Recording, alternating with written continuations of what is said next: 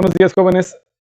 Estamos ya en la tercera actividad en el caso de ustedes de tercero de secundaria y de bachiller.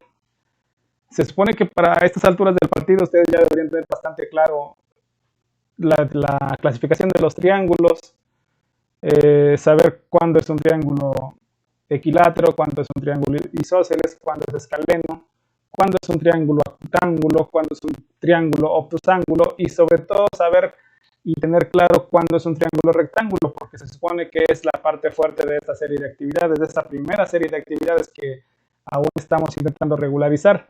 Yo les comentaba desde el principio que justamente esta serie de actividades, esta primera serie de actividades, como les acabo de decir, iba a concluir con el estudio de ese teorema de Pitágoras, un teorema que es muy famoso en matemáticas, pero que desgraciadamente muchas veces no se entiende como se debería. Y además es muy importante porque tiene muchas aplicaciones en la vida real. Entonces, es el tema de esta tercera actividad. No sé, ustedes, bueno, aquí les estoy mostrando en pantalla la actividad escrita que también ya deberían conocerla porque ya la he subido a los grupos de trabajo. Y no sé si ustedes han notado que hay un propósito familiar, que se marca un propósito familiar. Eso es porque por instrucciones de la SEP se nos dijo que deberíamos poner este propósito porque estamos en el entendido de que nosotros como profesores enviamos las actividades e intentamos explicarles de la mejor manera posible lo que pretendemos de ustedes como alumnos y los padres o tutores se convierten en corresponsables de la educación de los alumnos, es decir, al momento de que ustedes reciben las actividades, son responsables o tienen justamente la responsabilidad de acompañar a sus hijos o a sus tutorados durante el desarrollo de las mismas. Por eso es que se pone un propósito familiar y un aprendizaje esperado. El aprendizaje esperado, obviamente, ese sí es para el alumno. En este caso, se supone que el aprendizaje esperado es que el alumno identifique el triángulo rectángulo y lo analice mediante el teorema de Pitágoras. Entonces, les repito, esta es la tercera actividad ya con ustedes. Desgraciadamente sigue habiendo una respuesta bastante pobre por parte de la generalidad de los alumnos.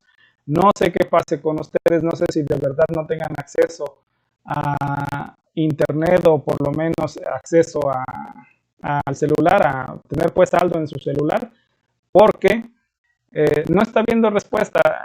Una que otra persona está enviando algunas actividades por ahí, pero la verdad es que la respuesta general está siendo muy, muy pobre. Entonces yo de verdad los invito otra vez a que le echemos ganas, a que intentemos sacar adelante este proyecto de la educación o el aprendizaje desde casa. No es un tema que nosotros hayamos decidido, ustedes lo saben perfectamente, no es un tema que se nos haya ocurrido de pronto y decir, pues ahora ya no queremos venir a clases, ya no queremos venir a la escuela, hay que darles clases desde la casa. Esta es una contingencia sanitaria que todo el mundo ya sabemos es derivada de la afectación o de la pandemia que está habiendo ahorita por la nueva cepa de virus, de coronavirus, que es el COVID-19. Entonces, no es algo que esté en nuestras manos, sin embargo, estamos intentando desarrollarlo de la mejor manera posible. En ese entendido y con esas precisiones, vamos a empezar a ver entonces ahorita un poquito del teorema de Pitágoras. Vamos a hacer una presentación que ojalá sea clara para ustedes, ojalá logre que ustedes entiendan cuál es la idea del teorema de Pitágoras y a partir de ahí que desarrollen la actividad que se les está mostrando ahorita en pantalla, ¿sale? Entonces, el teorema de Pitágoras, como se los vuelvo a repetir, es un teorema enunciado justamente por este matemático, Pitágoras. ¿Quién es y cuál es su obra? Ya se encargarán ustedes de hacer esa investigación, porque la verdad es que si nos ponemos a hablar de las aportaciones que hizo Pitágoras a las matemáticas, pues sí nos llevaría aquí un buen rato, y no es el caso. La idea ahorita justamente es hablar específicamente del teorema de Pitágoras que habla sobre los triángulos rectángulos. Les vuelvo a repetir, a estas alturas del partido se supone que ustedes ya deberían tener claro qué es un triángulo rectángulo, pero insisto, como no debemos dar nada por sentado, Por eso es que se van a ir haciendo las precisiones que se consideren pertinentes. Si hubiera alguna duda, a pesar de lo que se diga en este video, saben perfectamente que las líneas de comunicación siempre han estado abiertas, que tenemos el grupo de trabajo en WhatsApp, que varios de ustedes tienen mi número y me pueden enviar algún mensaje personal o incluso hablarme por teléfono para que intentemos ir sacando este trabajo de la mejor manera posible. Entonces, el teorema de Pitágoras, insisto, es un teorema que se aplica específicamente a los triángulos rectángulos. Y entonces viene la primera pregunta: ¿qué es un triángulo rectángulo? Bueno, un triángulo rectángulo es aquel que tiene justamente un ángulo recto, un ángulo que mide 90 grados. Ya en los videos pasados se ha especificado esto, pero no hay ningún problema, se vuelve a repetir. Este ángulo que estoy señalando acá es un ángulo recto, mide 90 grados. Un triángulo rectángulo entonces siempre va a tener un ángulo recto y dos ángulos agudos. Por consecuencia, si yo le estoy señalando que este es el ángulo recto, entonces este de aquí y este de aquí son los dos ángulos agudos. Un triángulo, recordemos que tiene obviamente tres lados, tres ángulos, tres vértices, y uno de esos ángulos es de 90 grados, ¿sale? En el teorema de Pitágoras, entonces, los lados pasan a tener un nombre específico. El teorema de Pitágoras, digamos que tiene su propio código, por llamarlo de alguna manera, y tienen un nombre específico. Los lados rectos, los lados que forman el ángulo de 90 grados, los tres lados son rectos en realidad, pero los dos lados que forman el ángulo de 90 grados, es decir, este lado y este lado, pasan a recibir el nombre de catetos, cateto A y cateto B. Y esta parte que está en diagonal, este lado que está opuesto al ángulo recto, es decir, enfrente del ángulo recto, recibe el nombre de hipotenusa. Entonces, un triángulo rectángulo, cuando se analiza desde el punto de vista del teorema de Pitágoras, tiene dos catetos y una hipotenusa. Cateto A, cateto B y la hipotenusa. Para este caso, específicamente, vamos a estar considerando que nuestro cateto A mide 6 centímetros y nuestro cateto B mide 8 centímetros. Digamos que esta es la situación ideal del teorema de Pitágoras. Que a partir de que nosotros conozcamos los catetos podamos determinar cuánto mide la hipotenusa, es decir, cuánto mide la diagonal. Y entonces, el enunciado principal del teorema de Pitágoras nos dice que el cuadrado de la hipotenusa es igual al cuadrado del cateto A más el cuadrado del cateto B. Y viene la primera situación curiosa, por llamarlo de alguna manera. Una de las interpretaciones que podemos darle al superíndice que nos indica el cuadrado de la hipotenusa, el cuadrado del cateto A y el cuadrado del cateto B, este superíndice, cuando hay un numerito arriba de una letra o de otro número, se llama superíndice. Entonces, una de las formas en las que podamos entender esta descripción es hablando de áreas. Si estamos viendo ahí que nos dice el cuadrado de la hipotenusa, el cuadrado del cateto A y el cuadrado del cateto B, entonces una interpretación que puede dársele es que estamos hablando de áreas de cuadrados específicamente. Y entonces viene algo interesante. Si nosotros construimos cuadrados sobre cada lado del triángulo, usando, por ejemplo, en el cateto A, que mide 6 centímetros, entonces el cuadrado obviamente va a medir 6 centímetros por cada lado, porque esa es una de las características justamente del cuadrado. El cuadrado tiene sus 4 lados iguales, a diferencia del rectángulo que tiene un lado más largo y un lado más corto. Entonces, empezamos a construir cuadrados sobre los catetos y sobre la hipotenusa.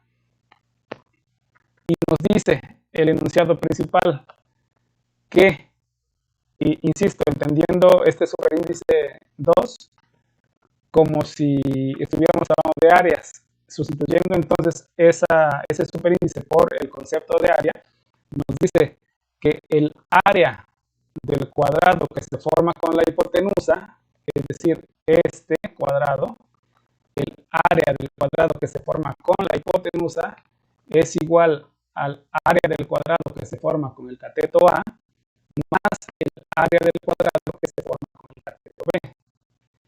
Pero, ¿cuál sería entonces el siguiente paso? Vamos a determinar las áreas de estos cuadrados. ¿Y cómo determinamos el área de estos cuadrados? ¿Cómo determinamos el área de cualquier cuadrado? Para determinar el área de un cuadrado se ocupa esta fórmula que es base por altura. Sin embargo, como estamos en el entendido de que un cuadrado tiene los 4 lados iguales, entonces si hacemos base por altura, en este caso la base también valdría 6 centímetros y sería 6 por 6. Entonces, decir base por altura es exactamente lo mismo que decir un lado al cuadrado. Cualquier lado, en el entendido, vuelvo a repetir, de que todos los lados miden lo mismo. Entonces, cualquier lado podemos tomarlo, lo multiplicamos por el mismo, que eso significa elevar al cuadrado, multiplicar un valor por el mismo. Y ese va a ser el resultado de nuestra área. Entonces, si nosotros vamos ahorita con el cateto A, con el cuadrado formado con el cateto A, y determinamos su área, 6 por 6 va a ser igual a 36. 36, ahora 36 que ya son centímetros cuadrados, porque ya estamos hablando de áreas. Y el cateto B va a ser igual a 64, porque va a ser 8 por 8. 8 por 8 es igual a 64. 64 centímetros cuadrados. ¿Y qué más nos dice entonces el teorema de Pitágoras? Nos dice, recordemos que nos dice que el área del cuadrado formado con la hipotenusa es igual al área del cuadrado formado con el cateto A más el área del cuadrado formado con el cateto B. Entonces vamos a sumar estas áreas. El área del cuadrado formado con el cateto A es 36 centímetros cuadrados. El área del cuadrado formado con el cateto B es de 64 centímetros cuadrados. Y la suma es de 100 centímetros cuadrados, que va a ser el área de nuestro cuadrado formado con la hipotenusa.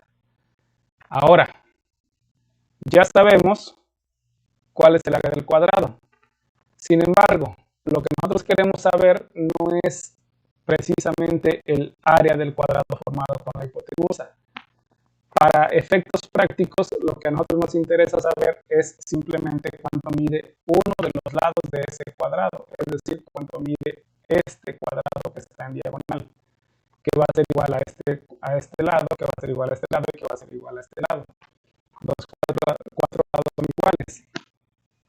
Entonces, ¿cómo hacemos nosotros? Si conocemos el área de un cuadrado, ¿cómo hacemos para determinar la medida de uno solo de sus lados o de cada uno de sus lados?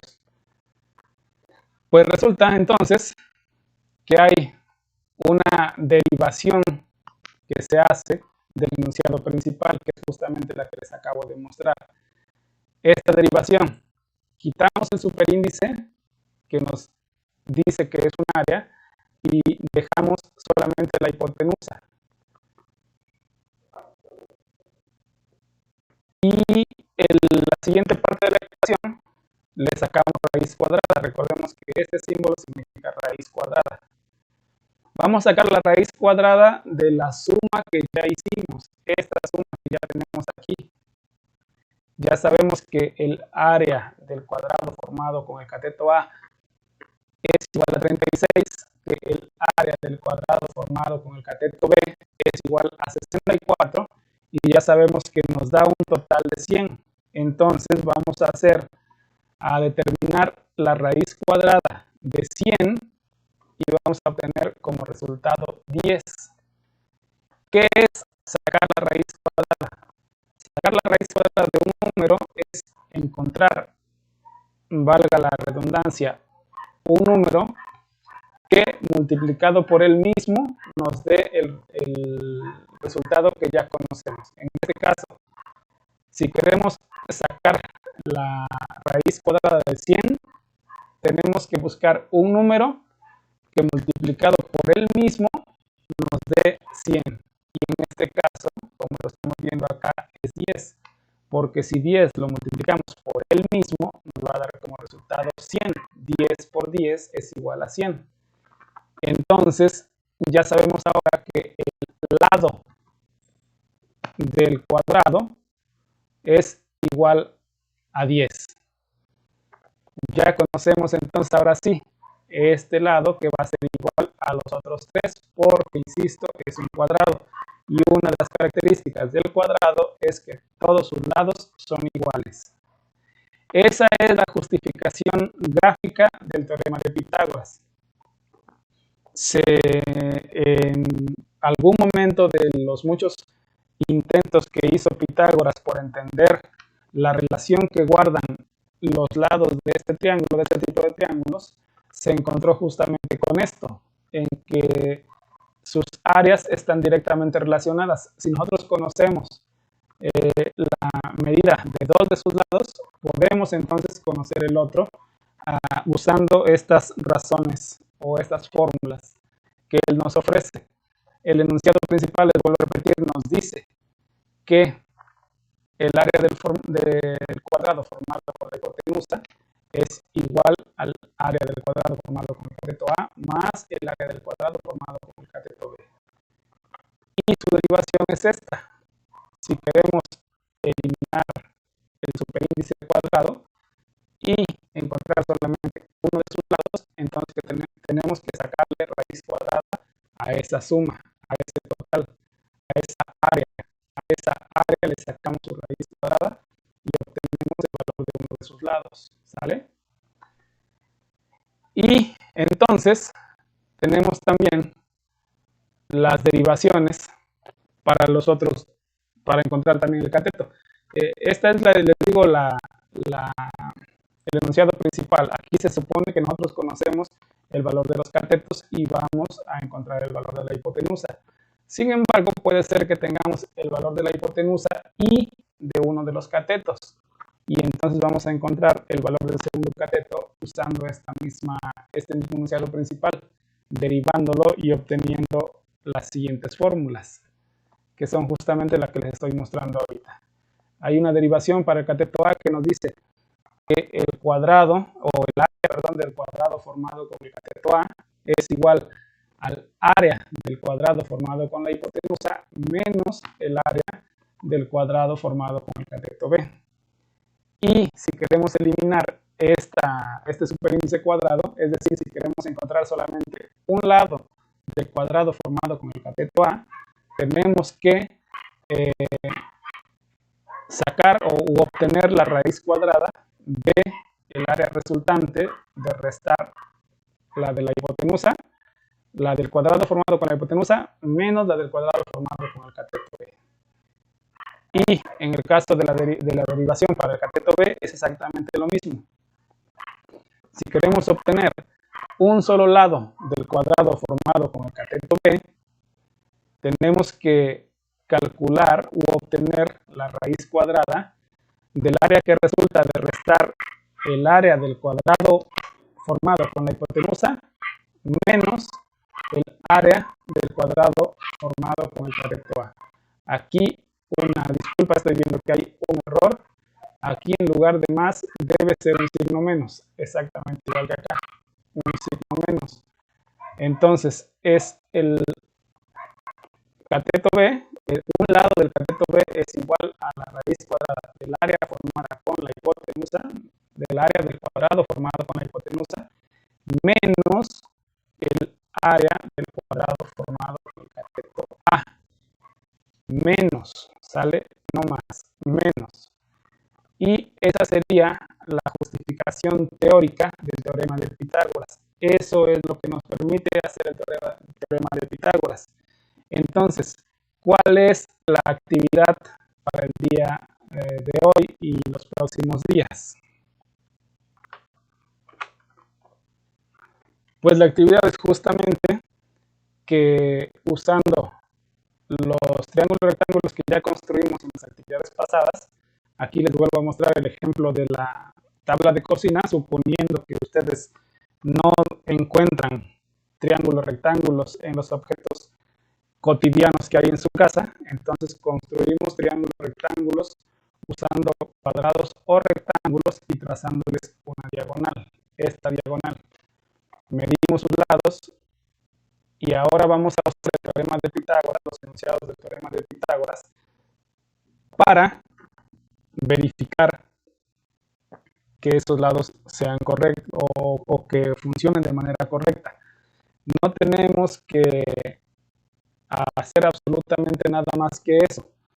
Los lados ya los conocemos porque ya los medimos, no los calculamos, los medimos literalmente con una cinta métrica en las actividades pasadas. Ahora, lo único que vamos a hacer es tomar estas fórmulas del teorema de Pitágoras que nos ofrece el teorema de Pitágoras, el enunciado principal y las derivaciones para los catetos, e ir comprobando que efectivamente al hacer los cálculos se obtienen estos datos. Y ya en las actividades posteriores vamos a ir viendo algunos ejercicios, algunos ejemplos sobre cómo usar este teorema para una situación real, ¿sale? Entonces, jóvenes, por favor, espero que le echen ganas. Les vuelvo a repetir, el único beneficio o los principales beneficiados de desarrollar estas actividades y de adquirir este tipo de conocimientos son ustedes. Todo esto que estamos haciendo, este intento que estamos haciendo los profesores y el sistema educativo en su conjunto, es en beneficio de ustedes. Y si ustedes, que son los principales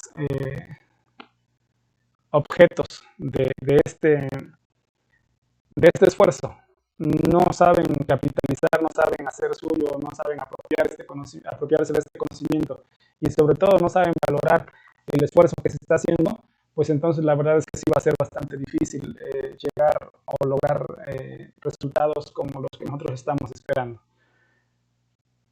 Échenle ganas, por favor, y nos vemos en la próxima sesión, en el próximo video.